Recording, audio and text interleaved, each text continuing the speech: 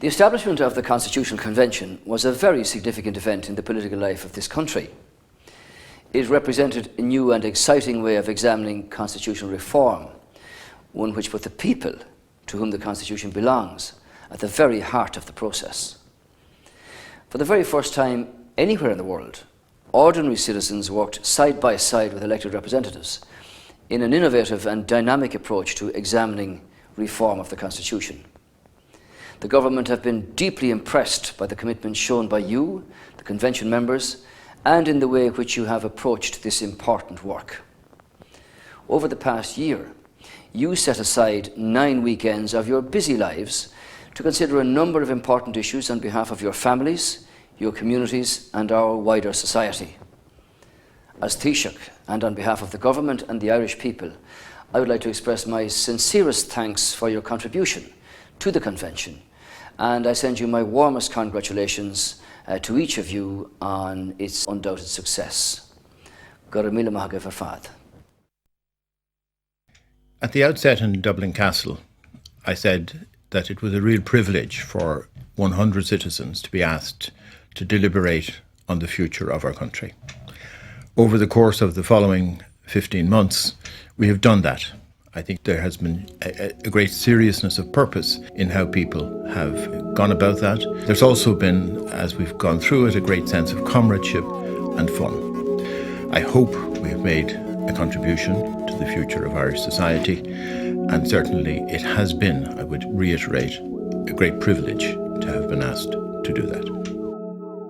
We together have perhaps created a little bit of history, and I hope that the legacy of this work will be reflected in a constitution for this country which will be really appropriate to the needs of the 21st century. Many people have asked me how, or more importantly, why the Convention works, and there isn't really a single reason. We have committed members, a brilliant venue, access to the best experts in the country, if not the world, a great broadcasting team, exceptional facilitators and note-takers, a gifted academic team, and a hard-working secretariat of Richard, Nason and Amy. If you combine all those elements with the passion of an engaged public and then add some Grand Hotel cake, then you can begin to see how the magic happens. It has been a pleasure and a real privilege to have played a small part in starting this important public conversation about our Constitution. So it's been a privilege to be involved in the work of the Convention, the academic and legal team that have been providing some of the background support. And of course our work has been supported greatly by a number of experts who've given up their time freely and involuntarily to make sure that the Convention has been a success that it's been. The thing to know about this Convention is that it's a world first. There's nothing like this that we are aware of that's been tried in any other country. And it's no surprise, therefore, to find a lot of interest from embassies and from governments of other countries observing the Convention, coming to see it in action in the back of the room, but also asking us questions from overseas to try and learn the lessons from Ireland about how to run a convention like this.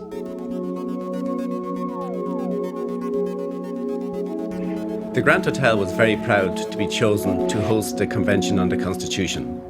Having all the meetings here gave us the opportunity to make this venue a home away from a home for the delegates.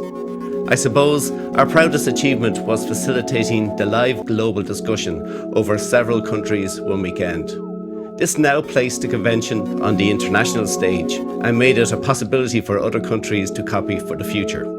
Congratulations to the delegates on your work achievements, and thank you for being great guests here at the Grand Hotel.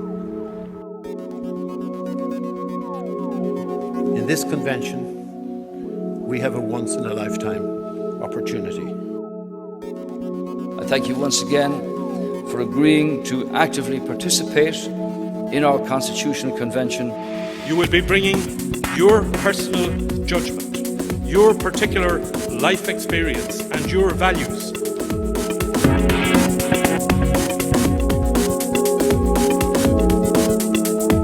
It is in the spirit of seeking a broad engagement and a strong consensus that I and my party have supported the establishment of this convention. Pick up the proclamation. Read it. It isn't just for pinning up on the wall.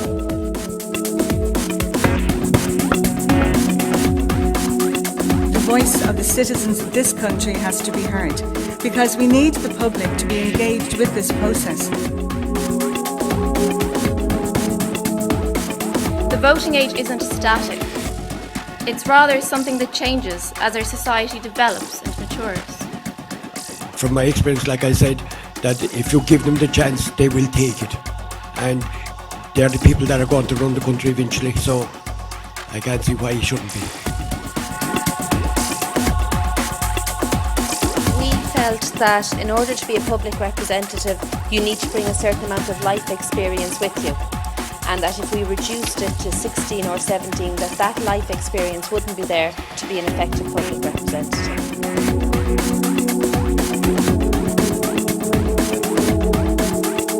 In Denmark, in Germany, in Finland, all of these conversations are also taking place. So this is a big international discussion that we are all participating in here today.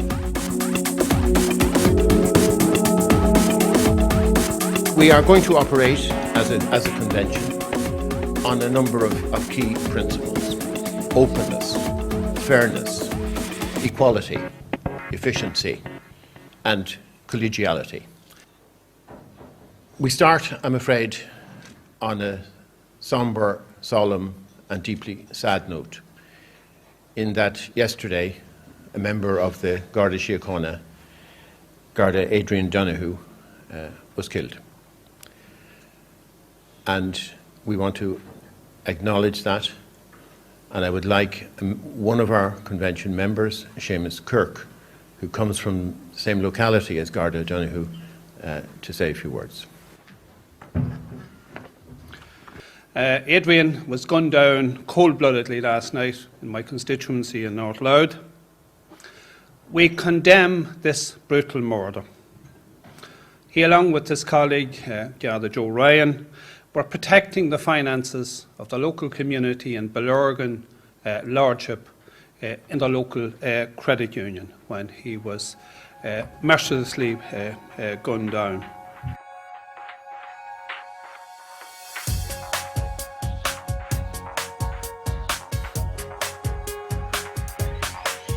I think certainly at my table there was a consensus that we need to have some kind of citizen access to a candidate, and it seemed to have a lot of support in the room. And whilst I appreciate it's reflected in the report, it may be easier for the government to ignore if it's not explicitly said that there was a majority of people who felt this.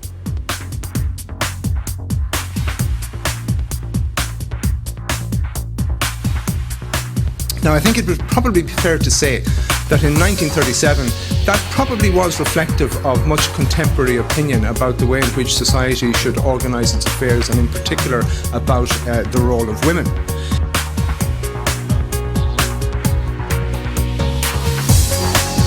I had a question around the legality of the termage that we're going to use, because it'll probably come up for constitutional review for that term, as in what constitutes a parent, and will we have to have another referendum for that?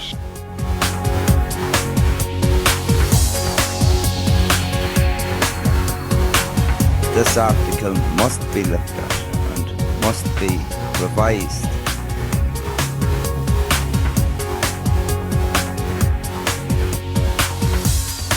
And for this Constitutional Convention, we held quite a large consultation process. And obviously, this article was very core to that consultation process and to the issues that women were raising.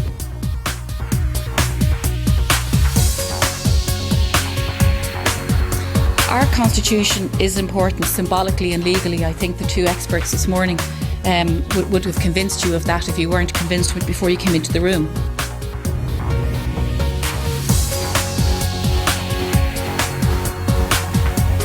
There is a place for it in the constitution, however, it needs to be rewritten.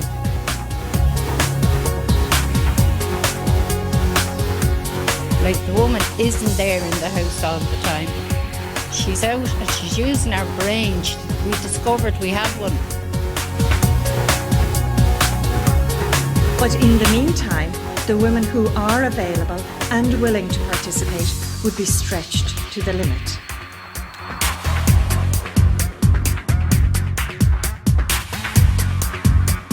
A lot has been spoken about today already about Article 41.2, and again the 50-50 group recommends amending this article to reflect a broader statement about the importance of care work done by men and women in Ireland.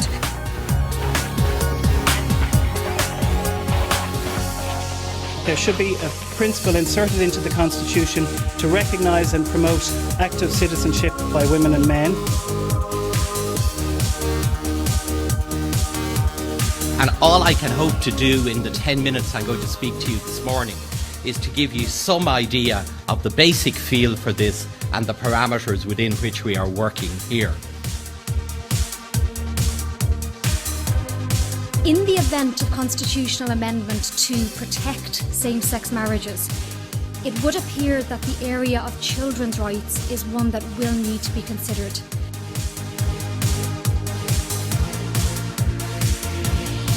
While the evidence is far from complete, the evidence that is available is moving in a certain direction.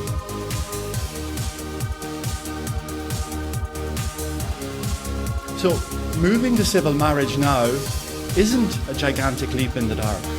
Rather, it's the next step, building on an incredible Irish success story of 20 years of progress.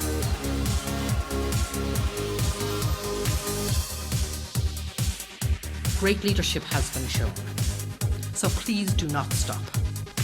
Let us keep up with the trend and provide equality for all children now.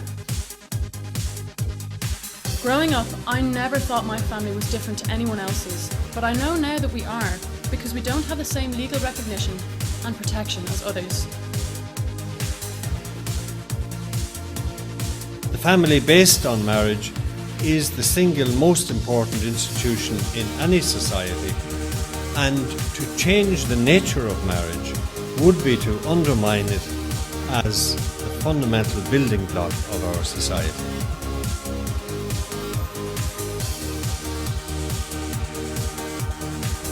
For those who may wish to argue that same-sex relationships are somehow similar to those between a woman and a man in marriage, they simply cannot argue that they are equal or the same on the basis of biological fact. But with no established human right at issue, and in the absence of a legal obligation, surely it's appropriate to ask whether this radical transformation of marriage is necessary in order to address any of the grievances that might or could be resolved in other ways.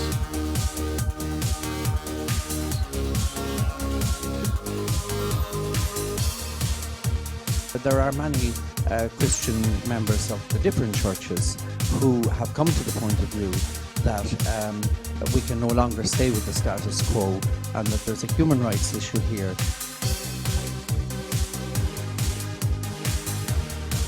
I think it's an oxymoron. You can't have same-sex marriage. You can call it anything else you like, but you can't call it same-sex marriage. But you're saying same-sex, man-woman marriage. We can call it what we want, and this is my own personal view. We can call it what we want, but refusing to allow same-sex couples to marry through the eyes of the state is discrimination. Marriage and families have taken many different forms down through the years, and the idea of marriage as a loving commitment between two individuals, particularly two equal individuals, is not even accepted today throughout the world. Treating something distinctly is not a breach of the principle of equality. And so the question then becomes, is there something distinct about the relationship of a man and a woman that justifies treating this thing distinctly? So we have to look not at what we would like to be the case, what is the case, what is the best outcome, not for adults, but for children. But increasingly over the last 15 years, marriage is regularly and legally contracted between two people of the same sex in many countries across the world. And do you know what changed? Gay people got married. That's what changed. I'm sure this day has been watched as well by many people outside, and I think as a process of democratic engagement, this has been a very, I think, positive day. I think we need to be very, very neutral and very, very fair on this. Civil partnership does not emerge from the principle of equality. Civil partnership is a separate institution. And all throughout the world, where gay people are able to get married, the consequence is that they get married.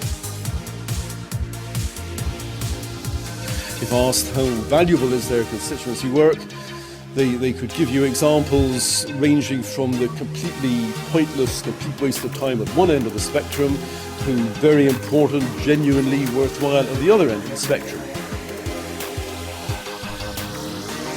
Now, there's a number of very important health warnings. As I said, this study is based on the premise that people would have voted exactly the same.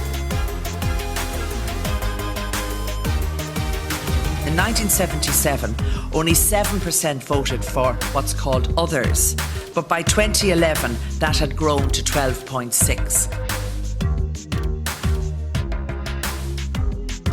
I think that compulsory voting would force both the state and society to look at our political system more closely than it's already looking at it. The key point, however, is that it is taxation that depends on residency, not voting. Think of the immigrants in Ireland who pay taxes but do not vote in general elections, whereas voting depends on citizenship. I feel we already have a nanny state and a nanny Europe even telling us what to do. So I think people should be allowed to decide for themselves whether they're interested enough in voting or not.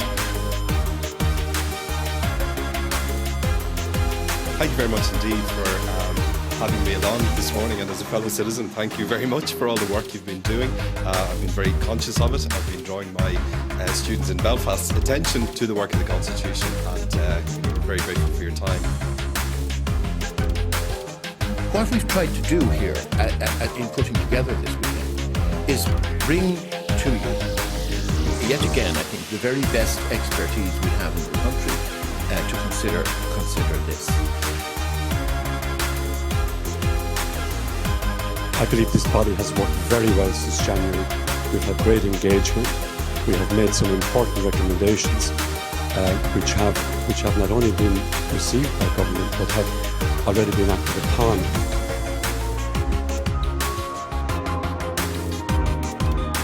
Very hearty welcome to everybody who's going to spend the weekend here inside as opposed to outside in the beautiful sunshine. I just wanted to start by talking about washing machines. We stick the clothes in the washing machine, we press the button, and at the end, hopefully the clothes come out unmangled and clean.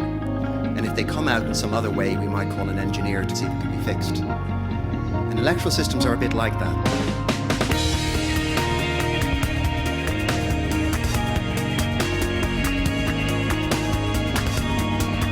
Was to use the two electoral systems we're going to look at this weekend to create a dream team of 10 radio presenters to make up your perfect radio station.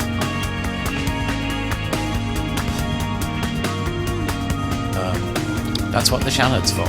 It's for all those people that couldn't get in some other way. Now, the question is a very simple one. It says, is there anything wrong with the single transferable vote? Putting another way, is it fit for purpose? PRS-TV system. It's accused of causing weaknesses and defects in our system that are the crimes of other aspects of our political system. Should sign a contract with all their promises and get thrown out if they don't carry them through. I agree with both of them, although they're opposite ends of it. It's people like them that should be in the government, that say what they have to say. No, I'm sorry, I'm going to follow the line of the order that I saw people. Francis is next. Two very powerful submissions to the convention.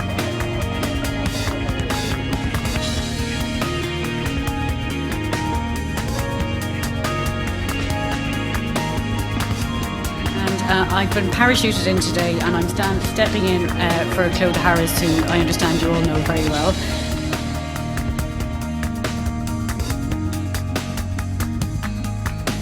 I'm not going to make any comment about the challenge. Good. But just to say, it's the elephant in the room. Minister should resign his basically his TD seat, or should I say give up his TD seat. His or her. His or her, excuse me. Sorry, Chairman. It's a real privilege to be here. This is a historic convention. It's being watched, I'm sure, across this country, but I can tell you from students of democratic constitution making, it's being watched around the world. New convention members here for the first time, and welcome to you. But a particular welcome to all of those watching around the world.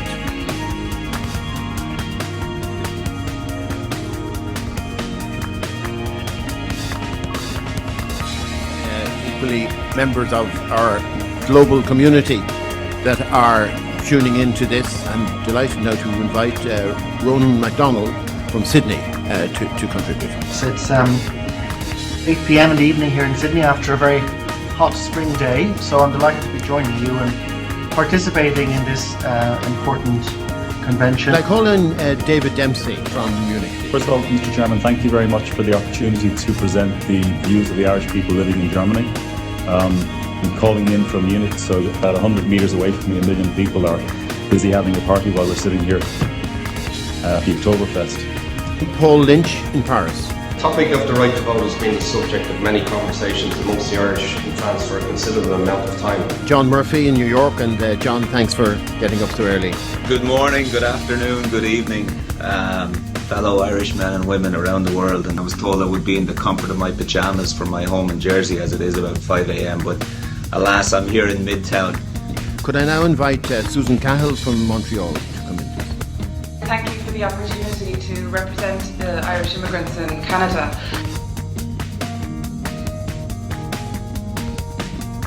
And we're spot on time at the moment. I thought I'd be knocked over with the rush, but this is really amazing. Nobody wants to speak. First time in the history of the convention. Indeed, it's about catching up with the rights of our immigrants abroad. It's symbolic what we're doing here today. When I moved to London, I said I'd be back in 2 weeks. That was 20 years ago.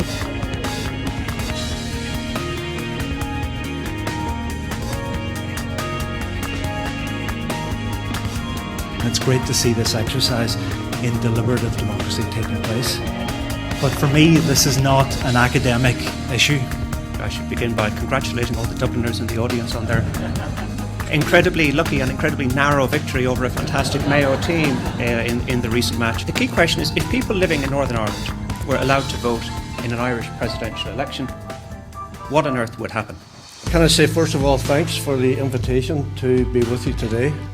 I think it would be a fantastic act of reconciliation for the people of this island to stretch out the hand of friendship to those people. It is a dynamic step because the message that will be gotten across, in particular to people in Northern Ireland, is that they are part of this nation and they can participate. I think the methodology and the way in which the whole process is being done is really not only a credit to yourselves, but it really is a model for many European countries and a very modern way of doing politics. I didn't intend really to speak, but Stuart provoked me. To try and take on a bit of the mantle of what it is like to be a US citizen who votes in American elections while living outside the state.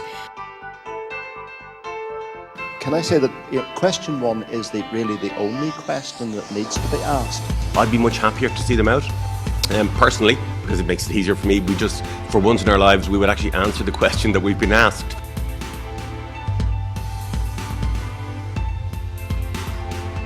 Be very afraid of retired civil servants. Dangerous people.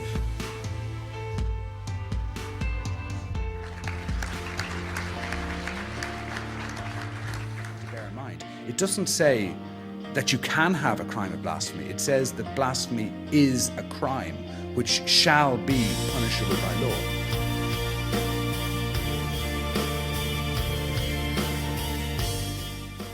Now that we're past Halloween, I think I should say Merry Christmas. I have been the avid watcher online, so it's very nice to move from being a lurker to being a participant. The publication or utterance of blasphemous, seditious or indecent matter is an offence which shall be punishable in accordance with law. Just listening to the two speakers, and thank you very much. Of criminality. To me, it's as racist as saying all Jews are mean, all black people loot, all women can't think of anything else. I've learned a lot by listening to the previous presentations, and in particular to the discussion. I think the discussion is often the most important part of these proceedings. Then any government who comes in has the power to change the legislation to suit any agenda, whereas if it's kept in the Constitution, that protection will be kept there, and that people would have to fight to have it changed.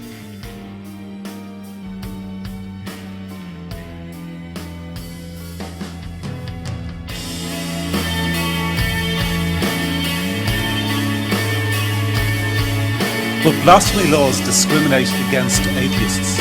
Blasphemy laws as a proportionate restriction on freedom of free speech.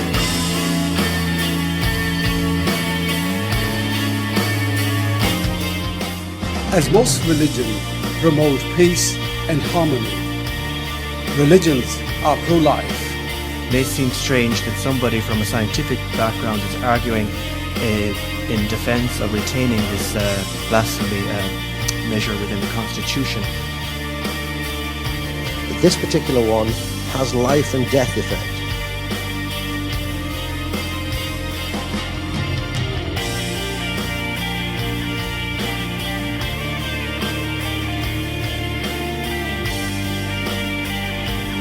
Okay. Well, now we come to the moment you've all been waiting for. Thanks very much. I know my brief is to speak about a Bill of Rights, but I know that the most important aspect of my brief after 5 excellent presentations is to be brief. The very important function that a constitution has is to be the sort of political rule book. With all due respect to my colleague here on the right, I will engage in some Facebook karaoke here.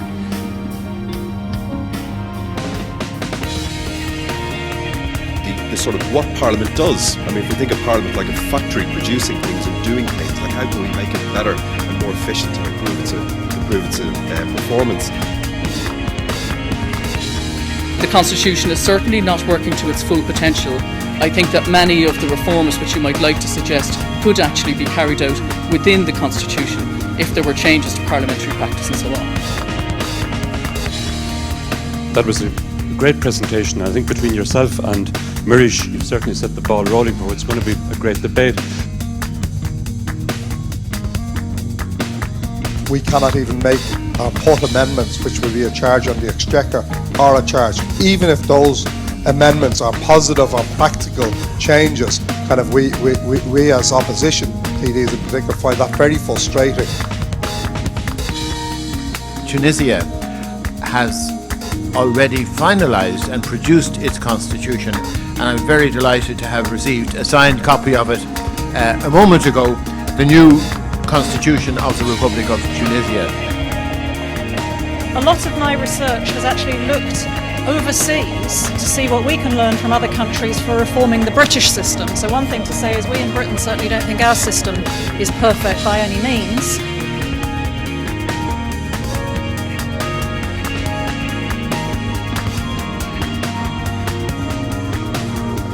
Now, it's probably fair to say not all these rights can be neatly categorised into either as economic rights, social rights or cultural rights. They'll all cross-cut into each other. And indeed, what's perhaps most surprising about the 1937 Constitution is that it makes any reference to economic, social and cultural rights. And it does make some limited references to those rights, which it's important for you to take into account in your discussions today. Thank you very much, and it's fantastic to be here, and it really is I mean, it's exciting to be part of this process, so thank you very much for the invitation. It's been very exciting to read about what you've been doing in your other meetings, so I'm looking forward to seeing the outcome of this, but just to congratulate you on what's gone before.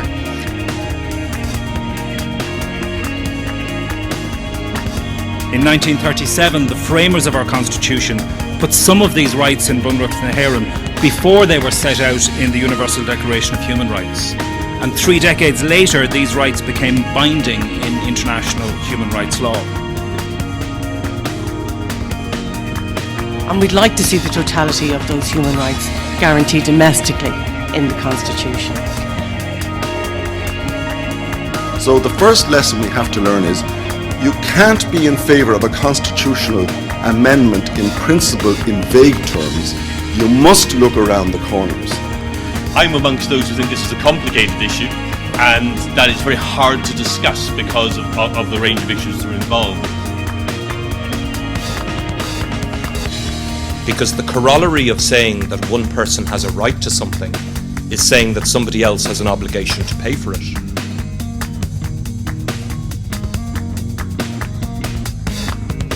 I would say at the outset that the debate today is certainly one of the finest we've had, and I think it goes to the heart of the matter of what we're about.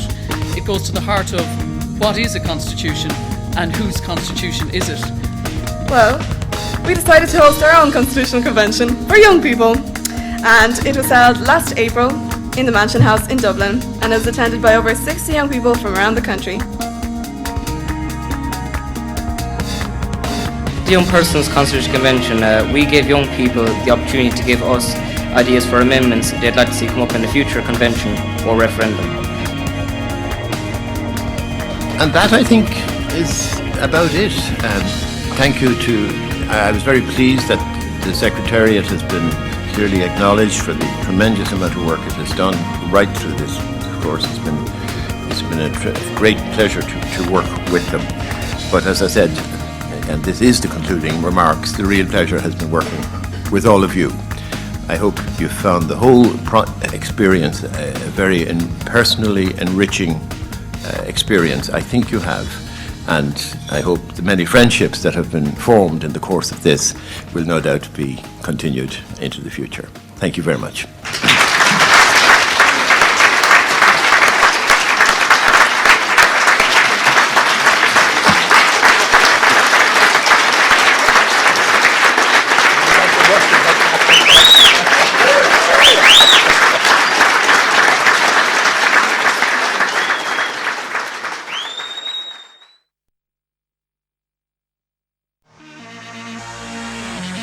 Well, now we come to the moment you've all been waiting for.